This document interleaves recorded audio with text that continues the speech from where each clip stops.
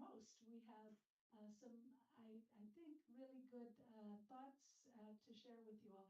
So I'm going to turn this over to Sammy Scott, who is going to facilitate our panel this morning. And you all probably know Sammy is one of our long-time seasoned missioners, has served in probably, well, I won't say all, but four different countries. Yes, Cambodia, Venezuela, Haiti, has also been in Dominican Republic for a bit. And she's recently taken on the responsibility of the area director for the Americas, which means that she will be overseeing the missioners in Brazil, Bolivia, El Salvador, and at the border. So, Sammy, thank you so much. I'll come over to this side so I don't keep getting in front of here. I was kind of trying to do my homework to prepare for facilitating, but we have a couple of videos that are presented differently and other people who aren't here. So kind of bear with me as we go through this. So we have a video from Cambodia, from the Deaf Development Project, DDP. We have a video from a young man from the Uzima Center in Tanzania, and I think that he is in person with Joanne. So we'll see. So we'll be able to ask him questions afterwards. I'm not sure. Sophie, were you in the video from Cambodia? No. Okay, but maybe you can answer questions based on the video. As to what they think, because she said some of the things that they're saying in the video. So maybe she can, if you have questions, she and Julie can answer that. And then Ruben Garcia is not here, and so I'm kind of flying by the seat of my pants. But yeah, let's start with the deaf development. And one of the things I'll mention here with this, the video from the people from the deaf community in Cambodia is they have requested, because they receive the spoken word, they see the spoken word as subtitles and or captions. And so they have requested not a voiceover of what they're signing, but their subtitles for us to read so that we can experience their word the same way that they experience. I was hoping we would have these small TVs on the side so it'd be easier for you to see the subtitles. I think it's at a good speed so that you can read it. If there is at any point you would like us to go back, I think we'll work on that, but let's do the deaf development. There's two. Yeah, we all move up. Yes, there are. That's a good idea. Come on forward, anyone who would like. The back might want to just so that you can see. You can tell we're all Catholic, yeah. Just come It might forward. be easier for the people in the back to just move up to the front. There's a bunch of seats up in the front. If you want to sit. But this is Saturday, and the IT people that we were working with the society are not here. And so they turned off the screens and we haven't been able to get them up. But and I can move my. Oh, okay. Sandro's here.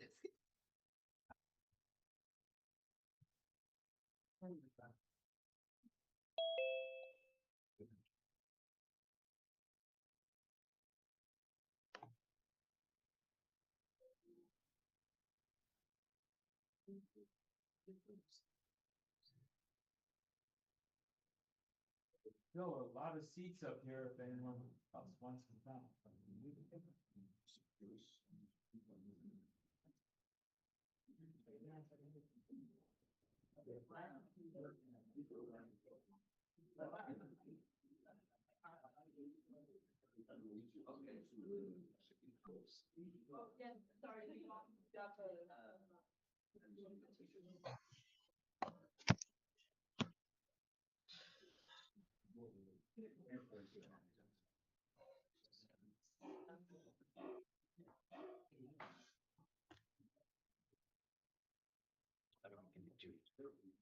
What you're seeing on the screen is the logo for the Deaf Development Program. Sandro's That's here. the sign for develop. What? Sandro's The drawing, old sign. his videos We off. made this logo 30 years ago, and the language changes. Now they use develop this way, but that's our Welcome, Sandro.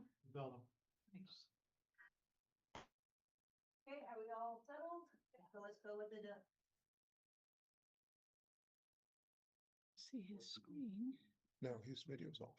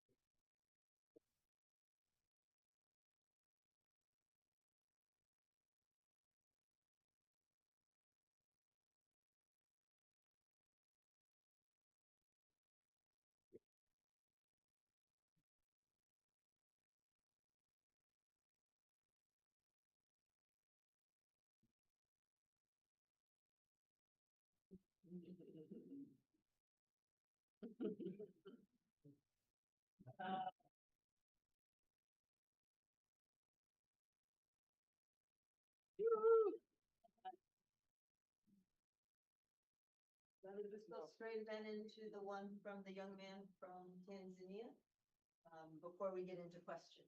Okay.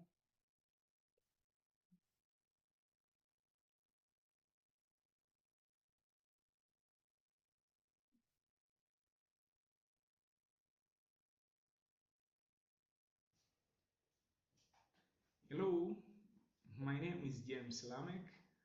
Thank you for inviting me to share my story.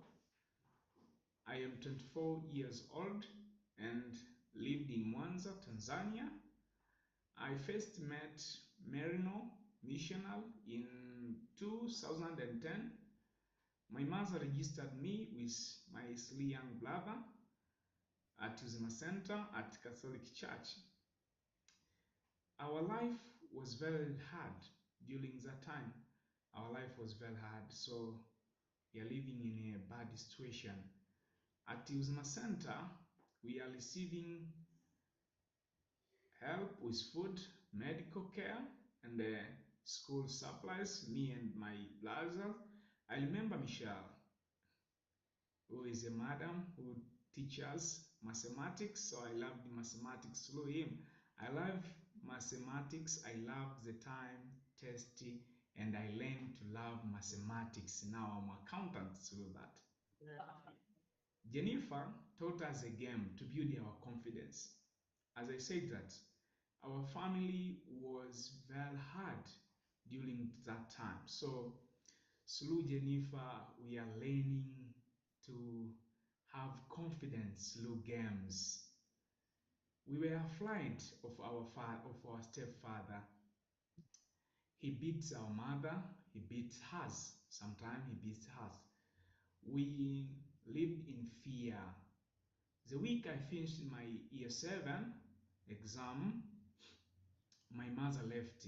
After a short time, our stepfather also left at home. That day I became a head of my family.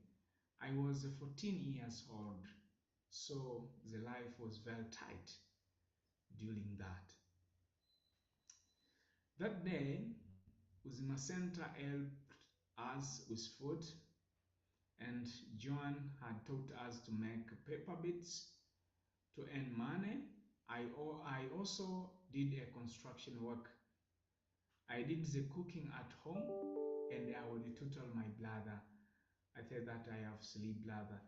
I thought that I would have to stop my education because the life was very hard. Uzima Center encouraged me to stay in school. They give me hope. When I started the secondary school, they helped me with a school uniform and a school supply. Okay, again, my job became to start and left another thing. So I still did the cooking for my brother and made the paper bits at night. John and the staff helped us to stay in school. When I graduated, I was accepted to go to college. I chose to study accounting. I will finish my bachelor degree in 2026. Now, 2 of my brothers are secondary school and 1 in high school. So now my life is good. Our mother lives across the lake, but now she visits us. She is proud of us, and we all happy now because our life now is good. Uzima Center helped us to have hope and learn to forgive violence. Violence hurts my family, but non-violence is the only way to live in peace. Non-violence is the only way to live in peace.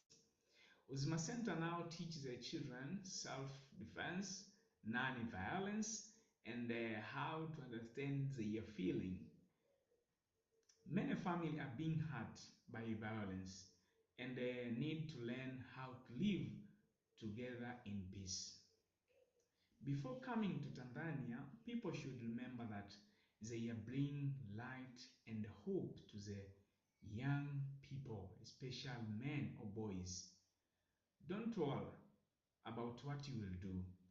There is a lot you can do because I'm an example of how lives are changed when people are care. There are many needs, especially boys, needed to help to become a good man.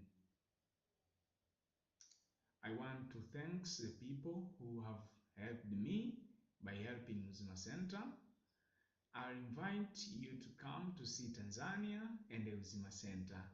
Thank you. Thank you. Thank you. Thank you.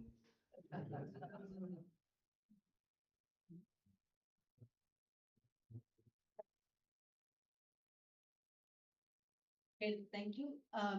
So if there's any questions people have, we have somebody from DDP, not one of the people on the video, but somebody from DDP who I think feels much the same way from the here. And then we have the young man in Tanzania. So if we have any questions that we'd like. Sammy, I just want to say, Sandro is on. He doesn't have his camera, so we should hear from Sandro from Bolivia. Okay. Sandro, can you hear us? We know your camera is not on, but if you, thank you, there you are. Okay. Welcome. I'll just say that both Julie and Joanne were afraid the internet might not work, so they pre-recorded it for safety. But Sandro, I understand you're live, so please, you may proceed. Say something about yourself. I only gave them your name. This is Sandro Paiva, and so welcome. Where is he from? He's in Cochabamba, Bolivia. Buen día, ¿me escuchan? Sí. Sí, sí. Ah, bueno, yo voy a hablarles en español, inglés muy poquito. Mucho gusto en estos 50 años de la vida de los misioneros laicos de Maryknoll. Sandro, creo que vamos a ayudar con la interpretación. Si nos puede pausar un poquito y podemos entonces traducir. Está muy bien, Elvira. Okay, so if somebody can do it better than me, because it's been a while, you might come out in Creole. So, Yeah. por favor, síganle. He greeted us and said, you know, he's happy to be with us on this 50th anniversary. Yo soy Sandro y pues soy parte de Maryknoll, soy afiliado misionero de Maryknoll ya el 2017 hasta hoy. Since 2017, he's been a Maryknol affiliate up till now, and he works at the Maryknol Center in Cochabamba. Actualmente pues yo estoy en la casa de los padres y hermanos de Maryknoll como administrador y recursos humanos para la sociedad de Maryknoll, Cochabamba, Bolivia. So I work as the administrator for the human rights in Cochabamba for the society. Human resources. Excuse me, human resources and human rights, not resources. Quiero compartirles algunas puntuaciones que he podido hacer en estos días acerca de la vida de los misioneros laicos desde mi mirada. Puedo estar equivocado o puedo estar yendo con el espíritu que sopla en el horizonte. Gracias. Un momento. He said, I would like to share some points with you that I have been reflecting on from my perspective. I may be, there she's gonna, I may be right, or I forgot how he put that, but yeah. That's putting your words last. Yeah.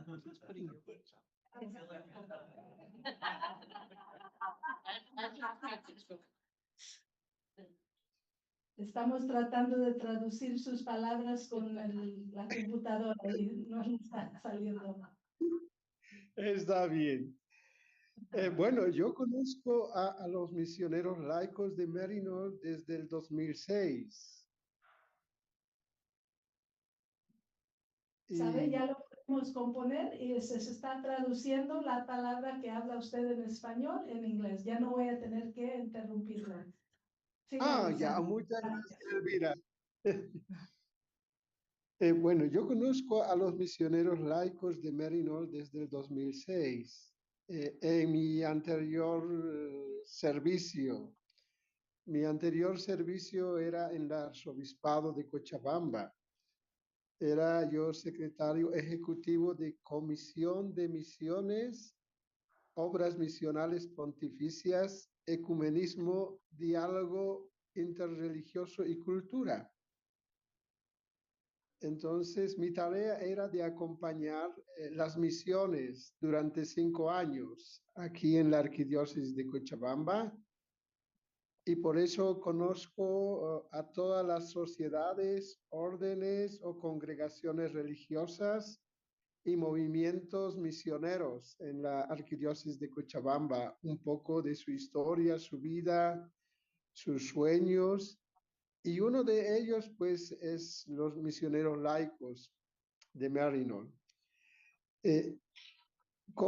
Esa ha sido mi primera experiencia. ¿Cómo conocí a los misioneros laicos? En ese tiempo conocí a un buen joven que se dedicaba a llevar agua a las comunidades. Me acuerdo de su nombre, Jason, como misionero laico. Viviendo en la zona sur, en la parroquia La Saled.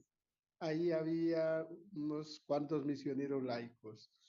Entonces, mi cercanía y mi aprecio a esos primeros misioneros laicos que yo conocí en la arquidiócesis. Y bueno, creo que entendí muy bien su sueño también de dejar su tierra de origen, especialmente de Estados Unidos, para dedicarse a la labor evangelizadora de la misión.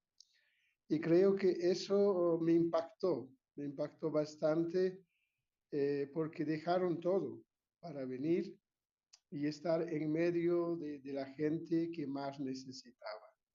Entonces, así pude conocer a Jason y a otros misioneros. En la actualidad conozco a los que están acá, y este nuevo proyecto de ustedes también, que han abierto la posibilidad de haber misioneros laicos de América Latina y de todo el mundo. Me alegra mucho que hayan podido quitar de sus estatutos este candado que cerraba a otros y a otras que también pueden servir a Dios desde la espiritualidad de ustedes, desde estas 5 dimensiones que ustedes tienen. Me gusta mucho la humildad, uno de los pilares que ustedes tienen, ¿no? Son invisibles a los ojos del mundo, pero son reales a los ojos de los que acompañan y de los que sirven en distintos lugares, en los asilos, en los hogares, con los niños, en la educación. Entonces, tantos diversos servicios que han realizado desde en la actualidad, hoy los 3 salvadoreños, integrándose a la realidad aquí en Cochabamba, Bolivia, ¿no? Entonces siento que el espíritu sopla hemos abierto un puente para que otros también puedan, de América Latina y de otras partes del mundo, donde estamos Maryknol, puedan también ser parte de este movimiento misionero eh, para todos nosotros. Entonces, esa fue mi primera inquietud. ¿Qué hacen bien los misioneros laicos? Los misioneros laicos creo que se toman en serio estas 5 pilares que ustedes tienen. Y después los enfoques transversales que ustedes han colocado durante este último tiempo, el enfoque a la no violencia, ¿no? Y creo que eso ayuda bastante también a transfigurar el Evangelio en la vida de los demás. Uno me hace pensar que si bien hemos nacido de la espiritualidad de Maryknol, de esta espiritualidad, entre comillas, invisible, ya les diré por qué es invisible, porque Maryknol es una sociedad y cada uno de ellos que integran las hermanas, sacerdotes y hermanos, misioneros laicos y la rama reciente, los afiliados, cada uno tiene una particularidad, pero sobre todo cada uno también traza su caminar que ustedes han trazado, los 5 pilares y también los ejes transversales para su misión. La violencia, evidentemente, es un mal que está dentro de nuestra sociedad. No solamente humana, sino como ustedes describen también en su reflexión, en la naturaleza y en todo ámbito integral. Y si nosotros luchamos contra la violencia, en ese sentido, bueno, podemos llevar o restablecer la justicia. Y ahí me gusta mucho el Evangelio, buscar primero el reino y la justicia, ¿no? Y esto creo que ha marcado no solamente a la sociedad de Maryknol, sino también a muchos otros movimientos misioneros en el mundo. Pero ustedes lo han tomado como una opción, ¿no? De respeto hacia la diversidad. ¿Qué es lo que pueden hacer mejor? Yo creo que es importante la etapa de la formación que ustedes tienen al entrenamiento misionero de familias, de parejas solas, de que haya la interculturalidad, ¿no? Y la extraculturalidad, ¿no? Entonces, implica realmente asumir en nuestra formación, tal vez no es muy larga la formación o el entrenamiento que ustedes tienen, pero se puede colocar ejes que puedan ayudar en la dimensión misionera. Y específicamente todos los ejes en la actualidad van en esa sintonía de que el Papa Francisco, que en paz descanse, ha dejado, ¿no? Ser una iglesia misionera para todos, ¿no? Entonces, y los ejes transversales es desacomodo, ¿no? Y quiero citar aquí el Evangelio Gaudium de él, el Evangelio de la Alegría, el capítulo 27, ¿no? Transformación, la transformación del lenguaje, de los hábitos, de los modos que se han ido haciendo. Entonces, hay una manera de repensar, ¿no? Nuestra misión, nuestra cercanía, nuestra experiencia misionera con la gente. Pero sobre todo, no perder nunca la centralidad. ¿A quién llevamos en nuestra vida? Llevamos a Jesús.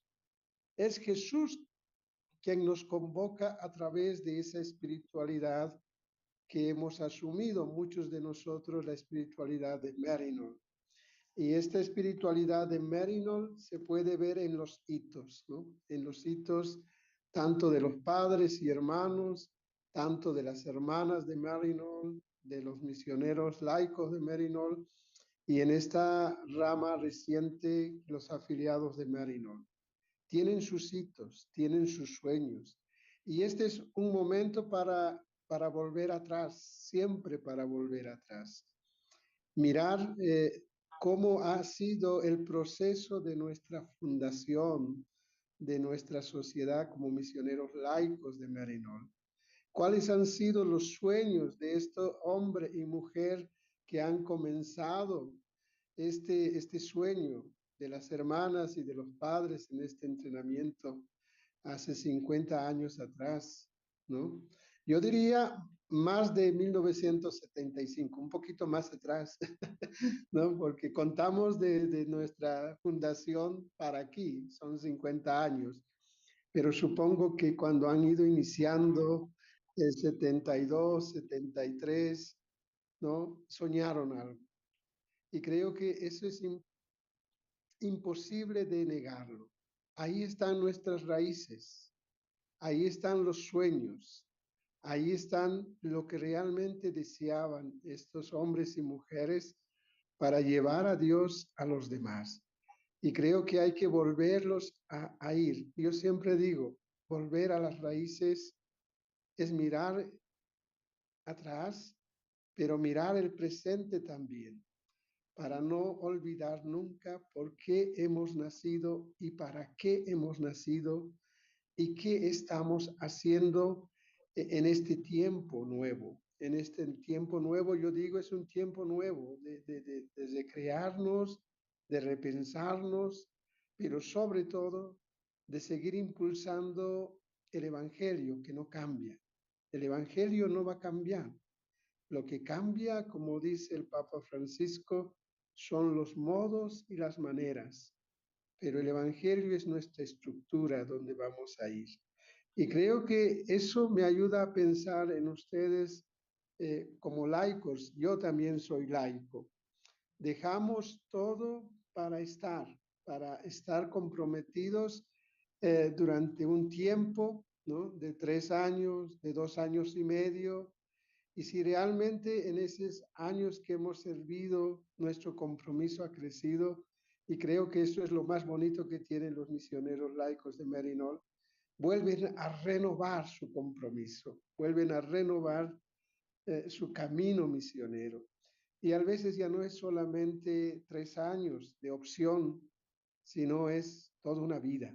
Y creo que eso cambia la vida, cambia el modo de pensar y la entrega. Y yo realmente me sorprendo en los misioneros laicos que hay familias durante estos 50 años que han servido, esposa, esposo, hijos, que de algunos los hijos ya son grandes y son misioneros laicos de Maryknol, ¿no? Entonces, eso es lo bello, cómo hemos alimentado la semillita de nuestras familias también para ese compromiso de seguir a Dios en los lugares que más necesitan. Creo que hay muchas cosas que podemos seguir tejiendo en la vida. Y uno de esos, y yo siempre digo, agradezco al Espíritu de romper muros, ¿no? Hay que pensar que los muros los colocamos nosotros, los muros los hacemos nosotros, pero el Espíritu sopla y derriba los muros para otros tiempos. Y creo que eso, yo creo que a mí me apasiona mucho de hombres y mujeres jóvenes, por ejemplo, como Joshua, que está aquí en Bolivia, ahorita está en Timnis, en Cochabamba, sirviendo, digamos, de alguna otra manera a ese amor de Dios y estando con los más necesitados, ¿no? Maryknol se ha caracterizado por eso en estos 114 años de sociedad de Maryknol, de estar donde nadie quiere ir. Y estamos aquí en Cochabamba donde nadie quiere ir, ¿no? Donde ha habido una presencia, poca presencia de un espíritu misionero. Y poco a poco la sociedad de Maryknol está entrando ahí. Yo creo que hay un desafío. Y este desafío no solamente es para ustedes, sino también para las otras entidades de Maryknoll. Aquí yo lo siento un poco fuerte. ¿Cómo hacemos lo sinodal? ¿Cómo hacemos lo sinodal en nuestra sociedad? ¿No? Tanto como misioneros laicos, como hermanas, como sacerdotes y hermanos y como afiliados. Muchas veces siempre hemos excluido a ciertas entidades y eso es un desafío que hay que romper. Somos una sociedad con diferentes maneras, diferentes modos, pero que seguimos un mismo espíritu. Y lo sinodal tiene que ver en eso, tiene que transformar a ser unidos.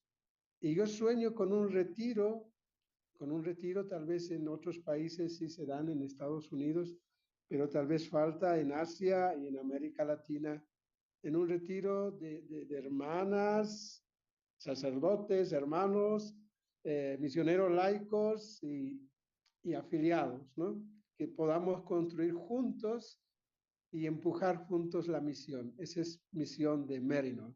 Y en algunos lados ya se está dando, poco a poco ya van caminando. No solamente en los eventos, digamos, de nuestras actividades o aniversarios, pero sobre todo también de proponer la misión. Y creo que aquí en Cochabamba, el grupo pastoral de Maryknoll, que no hay las hermanas, salieron las hermanas de Cochabamba, pero han incorporado a los misioneros laicos en esta dimensión pastoral también. Entonces yo siento un agradecimiento profundo por todos los hombres y mujeres y hijos que han pasado y agradecer a los que hacen posible, a nuestros benefactores, a nuestros bienhechores, que confíen con sus donaciones para que la misión de Dios pueda crecer en esos lugares donde servimos. Entonces, yo estoy muy contento, muy agradecido por este momento. Yo digo, no solamente aniversario de 50 años, sino es el camino recorrido con acertijos, con sombras, con propósitos, algunas cosas que hay que repensarlas, pero sobre todo con sueños. No hay que dejar de soñar, porque Dios sueña con nosotros y nosotros soñamos con Dios para llevar el amor de Dios en aquellos espacios. Yo les agradezco mucho. Yo sé que me hayan entendido o no un poco, pero muchas gracias y realmente es un tiempo bueno. Como decimos los quechuas y aymaras, que sea en buena hora. Hayaya. Hayaya es que así sea en este tiempo bueno. Okay, thank you very much. I don't feel a little bit of housekeeping here. The closed caption thing, the up arrow.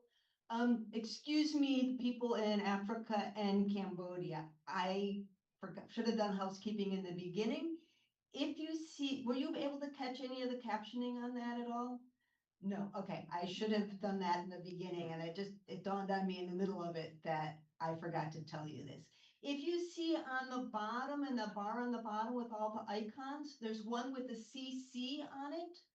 Click on the up on that and turn on the captioning. And you can choose what language you want the captioning to come in and what is your speaking language. So you need to turn on the translation. And then it says my speaking language is, my captioning language is.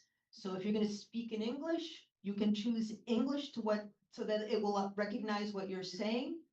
But if you want to read it in Khmer or in Kiswahili or English or whatever, Spanish, then you can choose that. Is Khmer up there as an option? It is not. Oh, sorry, no Khmer. No, Sorry. Kiswahili, not Kiswahili either. No Swahili. Okay, so we got only So the we can at least get English European to you, colonizers and, languages. You can also, you can do it in Spanish also. So Sandro, si quieres elegir las capciones, y hay abajo que dice CC, y si hace clic por la flecha aquí arriba, y si hay una opción para traducción, seleccione eso, y eso va a darle la opción de my speaking language is, se puede elegir español, y la lengua para capcionar, esta se puede seleccionar español. So has everybody been able to do that? Sorry that we don't have Kiswahili in Khmer. Maybe it'll be working on it later, but at least you could have gotten the English. I'm sorry, because it was very beautiful. Muchísimas gracias, Sandro, por eso, que se estaba muy bonito. Okay. Gracias a ustedes. Un abrazo enorme. Ok, vamos a tener unas preguntas de la gente aquí que han escuchado de todo. So we're going to go, sorry. No se We're going vaya, to Sandro. questions for people. Sí, no voy a ir, estoy acá. Muy bien. So if anybody has any questions on any of the Comments? things people had said, comments, Jason, you're while you were at the water project, right? Oh, that Jason, okay. Okay, okay. But if anybody has any questions or comments that they would like to direct towards the people who are on the panel today?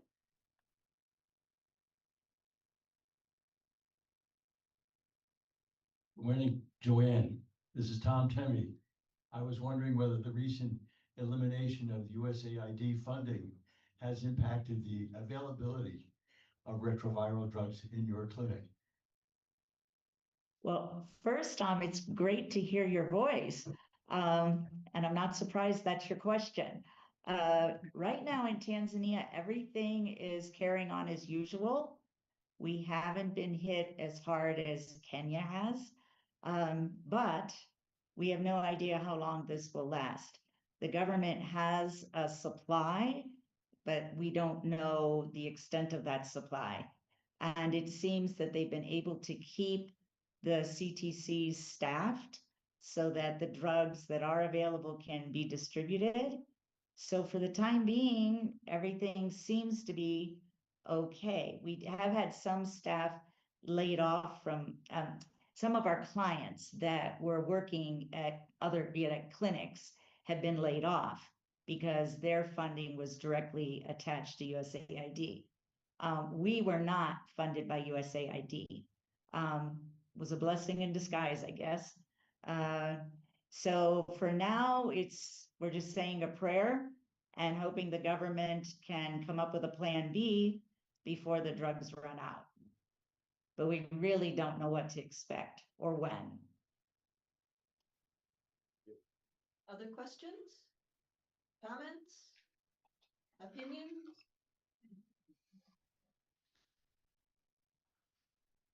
Hi, Joanne, this is Mike Robb, and it's everyone else too, but I've met Joanne before. I've met you before, Julie, haven't I? Or Yeah.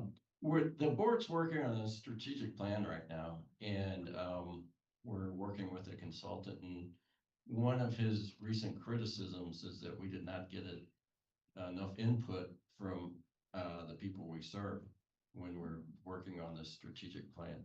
So I really liked the presentation from Cambodia that had the list of questions about things that we could do better. And I was wondering if that's something that we could do in all the regions very easily.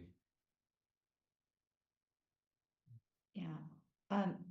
As far as Tanzania is concerned, I think at a regional level, we did try to get input from local stakeholders and the beneficiaries of our projects and incorporated that into the process we did regionally. Sometimes it is hard to get honest feedback because culturally, Tanzanians tend to be extremely polite and everything's wonderful, you're doing great. So to get constructive criticism is sometimes tricky, but we did make that part of our regional process when the questions came out for us to discern and to give feedback. I'm not sure in the process of passing that back to leadership if it came through or not. But we did make a serious attempt at getting feedback from the people here. Number one, I think everyone would just like more people to come. You know, they want more people to experience it, more people to, you know, have an exchange of ideas and cultures. And, you know, our numbers are lower than they have been in the past. So that would be one thing I know for sure would come across loud and clear is, could you send more missioners? Anybody else? Anybody else? Questions, comments, concerns?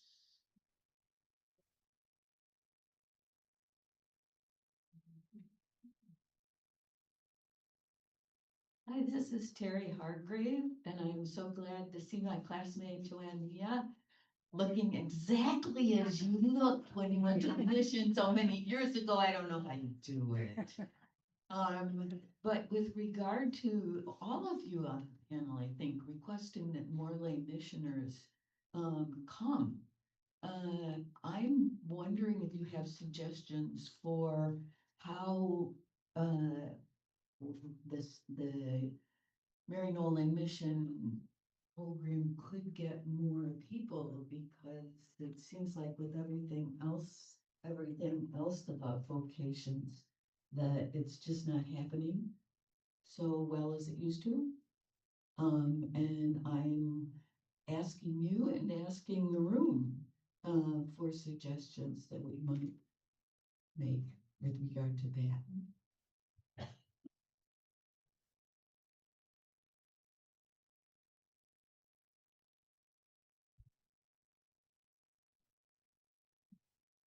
I have a question to maybe prompt Sandro to respond to her question.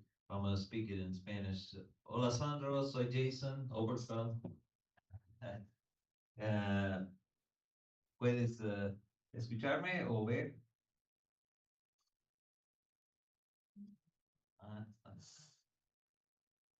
Bueno, espero que se puede ver en las traducciones, pero mi pregunta es, Sandro es un afiliado y habíamos conversado sobre la posibilidad que los afiliados en el país pueden ser como un grupo formado en Maryknoll, pero también del país para formar los misioneros que están llegando de la forma del país y viceversa, están por ser afiliados preparando para ser quizás los misioneros que van a otros países como misioneros laicos sobre tiempo. Entonces mi pregunta es a Sandro sobre esa idea de una forma de incorporar más personas de otros países, es quizás empezar formando afiliados en nuestros lugares, y esos afiliados están aprendiendo de Maryknoll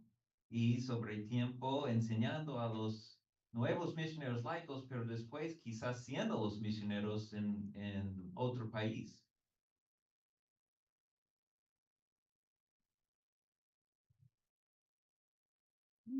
¿Puedes poner la voz, por favor, Sandro? No lo escuchamos. No puedo escucharte, Sandro. Could you please unmute yourself? Ahora sí. Sí. Sí, sí. Gracias, Jason, por la pregunta. Yo creo que es importante, por eso para mí es integral. La sociedad de Maryknoll tiene 4 entidades, aunque a algunos cuesta mucho entender eso. Tiene 4 entidades, y estas 4 entidades son integral, ¿no? Entonces, para mí, la primera base para algunos países, un acercamiento a la espiritualidad de Maryknoll, tiene que pasar por esta entidad, por los afiliados de Maryknoll. los afiliados de Maryknoll, bueno, tienen un programa específico, tiene 4 pilares específicos y que puedes compartir con otros y otras que vienen al grupo una vez al mes, depende de cada capítulo. Pero ahí ya para mí es importante identificar el espíritu misionero de algunas personas de estos capítulos, si realmente están dispuestos a dejar y salir. Y ahí ya se les puede proponer ir a los misioneros laicos, ¿no? Tomar el contacto con los misioneros laicos y hacer un proceso de selección y pues es un enganche, ¿no? Y eso ayuda bastante. Y también ahí mismo, en los afiliados, tiene que ver también las vocaciones. Yo creo que hay vocaciones tanto en los misioneros laicos como en los afiliados. Misioneros laicos o afiliados que pueden ser también soporte de de la sociedad de padres y hermanos. Si alguno quiere ser padre o hermano o hermana de Maryknoll, puede también ser un enganche. Entonces, para mí la vocación integral es trabajar en eso, ¿no? Entonces, unidos podemos lograrlo. Y sí, los afiliados de Maryknoll, como ahora ya tienen, digamos, más claro su camino, su opción como entidad, entonces es bueno. Aquí en Bolivia, por ejemplo, han parado un poco sobre los afiliados de Maryknoll hasta que iban a resolver lo que estaban trabajando. Como ya ha salido, ya tenemos una organización más propia, ¿no? De afiliados de Maryknoll. Entonces, esperemos que al año podamos comenzar con las personas que quieran ser parte de esta experiencia, de esta espiritualidad de los afiliados. Y sí, y de ahí tienen que podemos captar para los misioneros laicos, invitarles también en este nuevo programa piloto que se ha abierto con los 3 salvadoreños, ¿no? Con Wilmer, Ana y Gabriela, que están haciendo su experiencia también de esta nueva apertura. Siento que es una responsabilidad para todos aquellos que de alguna manera ya hemos asumido un papel y somos parte de la sociedad desde nuestra entidad. Okay, gracias. Sophie, in the presentation from your colleagues, they were talking about more lay missioners or having lay missioners from Cambodia. What can you talk about how we could go about looking for lay missioners, potential candidates from Cambodia? So if you could talk to that, please. Sam, you may have to ask your question again because the translation was not set for Okay. English. Sorry, Sophie, our translation here may have been bad. Can you, and maybe Julie, you can help translate that because her English is not as good. She can understand. Sophie, oh, she can, okay. Yeah. Sophie, can you talk about where or how Maryknoll Lay Missioners could find candidates for lay missioners from Cambodia? Where are areas, or how can we do that? Or what source do you think we would find? So just want to clarify what my understanding is. The question is, how can get the candidate from Cambodia, right? Through my understanding, like as I know long time with I work with many lay missionary from Maryknoll, always like from the US, from other country, and which is believe in Christian and not Buddhism yet, but a lot of people from Cambodia, we might say that half and half of people from the Buddhist side. But as you said that where can we find that those people we come up with the opening for outside of Christian first. This would be one point that I want to raise. And also, as I work many years with the people, I may looking for the group of people with disability or someone who can work with disability. It is two main points that I focus on. And maybe, yes, Julie can add some more idea if I miss something. I think you had great points, Sophia, but I think also for everybody there's been many, many Maryknol projects here in Cambodia. Many of the staff have really been great stewards, and they've learned so much from working with Maryknol. They would also be great candidates to consider if they were the ones open, but also the community that we've established here. There's Maryknol gatherings that old Maryknol staff still talk to each other. You know, they still miss the people who were there, and if they would be a good starting point to share the message of Maryknol. So even if they weren't willing to be the ones going, they would be the messengers in a sense. If we gathered people, they would be able to maybe ask their friends and other friends that we've had many, many staff and many, many projects. So I think sharing the word amongst those would be good ways to start. People who have already know Maryknol very well, and also if we accept international and non-Christian, then that's already a message that they can share firsthand because of how they've been treated in Maryknol, and they can definitely support those questions from a cultural perspective, and that's how we would probably start here in Cambodia. Thank you. And say Joanne, and I'm sorry, I forget your colleague's name who did the presentation. I asked you the same question. You said you would like to see more lay missioners coming from the mission countries. And where do you see us looking for them in Tanzania or in Kenya or in Africa? This actually is not the young man from the video who was unable to join us. So this is my assistant of Don. But maybe he would like to address that question. We actually have been talking a little, and I think what Julie mentioned is people who are already familiar with Maryknol are a great place to start. Don, do you want to add something to that? Yes, hello, good evening from this side of Tanzania. Yes, I'm Abdul Daud, and I'm an assistant of Joan here at Uzma Center.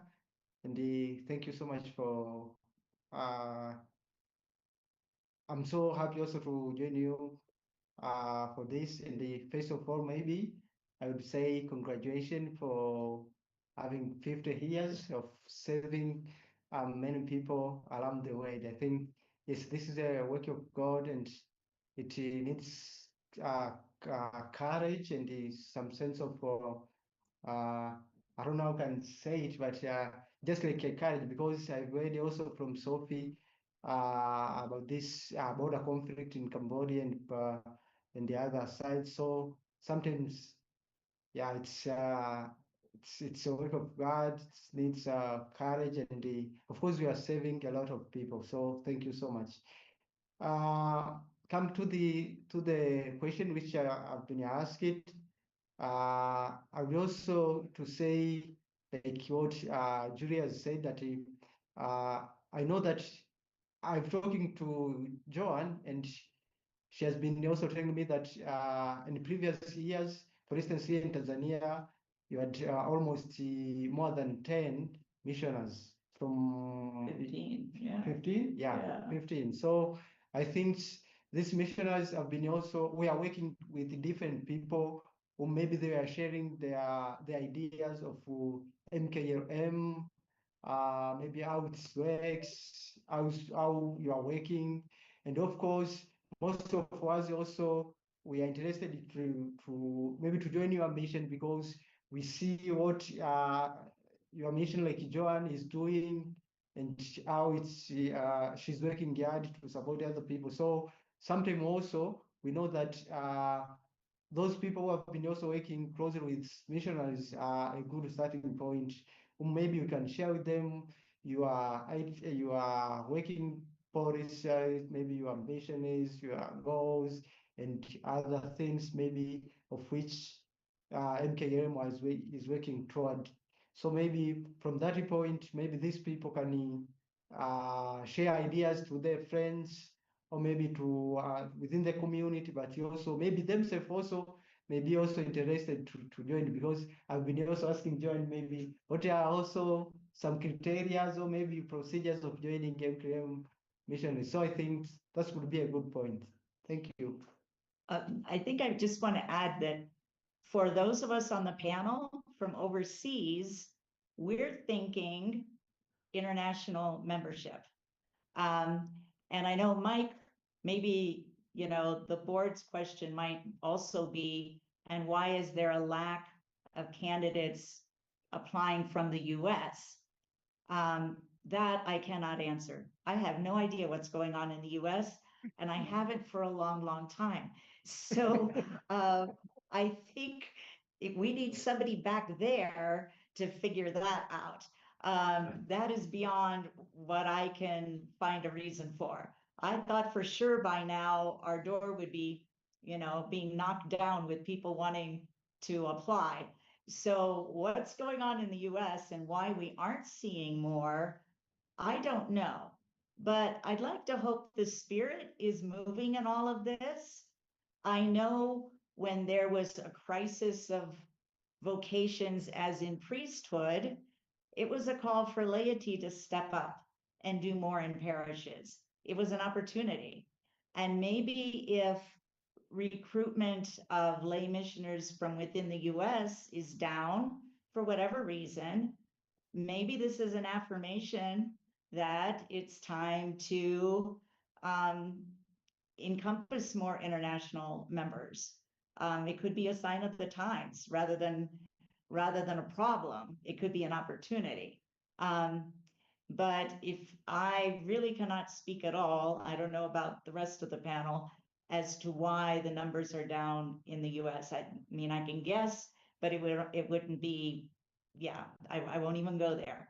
So I think because you've got a panel today from overseas, we're seeing it from that perspective. So I don't know if that helps. I've been kind of trying to jump on in here. This is going to be an excellent segue into our next session. We do have our Mission Services Program Manager going to speak about our recruitment efforts and some details. So I love the answers and responses from the regions where our international membership, of course, that's the focus. So I was listening intently, but do know that we are going to be addressing some of that as well. So.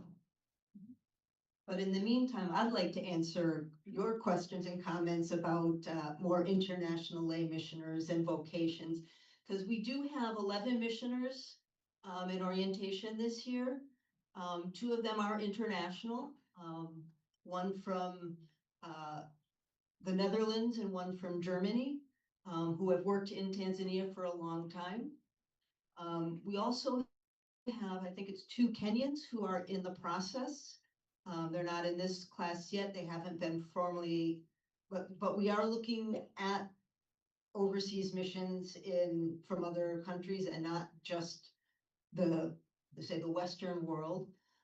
We've also initiated some contact with the Philippine Catholic lay missioners as a potential source of lay missioners who already have experience, but we haven't gone into that yet because there's still so many questions about getting the program up and going. So we're still in the experimental stage, but there also would be a source of things. So we are looking overseas, and we are looking at not just people coming from the Western developed world, but from our own mission countries or our mission countries. So.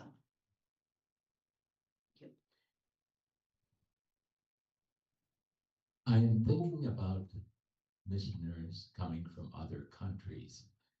And you mentioned European countries, and I suppose they don't have any problem getting visas to come to the United States. But I think about other countries where maybe it's very difficult to get someone able to come to the United States. Maybe some thought should be given about having a formation program in other countries where you organize the things there. And so anyway, that's my question. Maybe it's just to get you thinking about it, but maybe there's a need for formation in other countries. Sorry, I can't stay seated.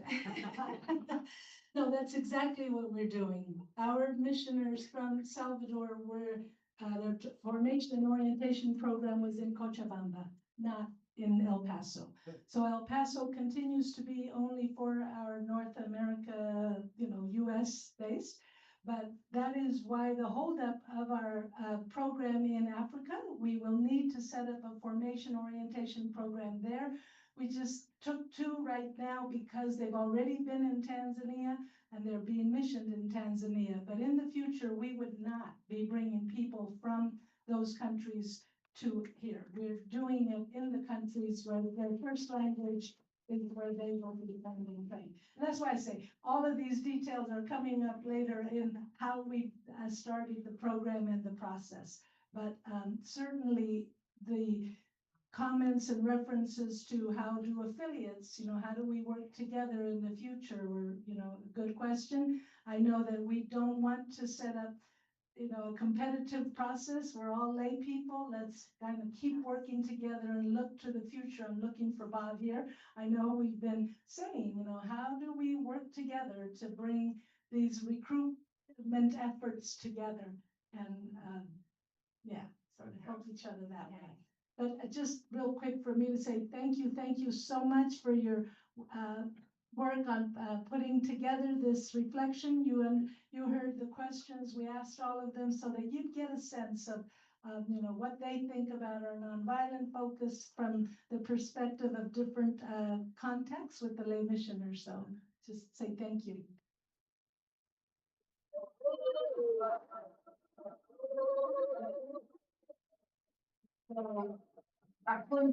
Sophie. Thank you, Julie. I know say Karibu, but that's the wrong one. I don't know. Thank you in Kiswahili. So thank you very much, Joanne, and muchísimas gracias, Sandro. Okay.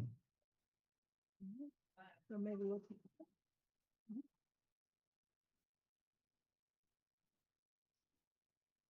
So we can finish now. So Yeah. Okay. I think we're at a good stopping point. We're going to take our break now for 15 minutes and then come on back for the segue into the next session. So please at 10:30 to come back.